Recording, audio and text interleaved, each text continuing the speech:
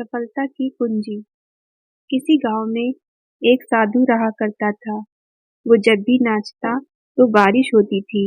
अतः गांव के लोगों को जब भी बारिश की जरूरत होती थी तो वे लोग साधु के पास जाते और उनसे अनुरोध करते कि वे नाचे।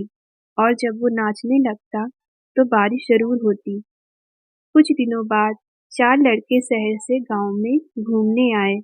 जब उन्हें यह बात मालूम हुई कि किसी साधु के नाचने से बारिश होती है तो उन्हें यकीन नहीं हुआ। शहरी पढ़ाई के घमंड में उन्होंने गांव वालों को चुनौती दे दी कि हम भी नाचेंगे तो बारिश होगी, और अगर हमारे नाचने से नहीं हुई तो साधु के नाचने से भी नहीं होगी। फिर क्या था, अगले दिन सुबह सुबह ही गांव वाले उन लड़कों को लेकर साधु की कुटिया पर पहुंचे। साधु को सारी बात बताई गई। फिर लड़कों ने नाचना शुरू किया। आधे घंटे बीते और पहला लड़का थककर बैठ गया, पर बादल नहीं दिखे। कुछ देर बाद दूसरे ने भी यही किया और 1 घंटा बीतते बीतते बाकी दोनों लड़के भी थक कर बैठ गए, पर बारिश नहीं हुई। अब साधु की बारी थी। उसने नाचना शुरू किया। 1 घंटा बीता, बारिश नहीं हुई। साधु नाचता रहा।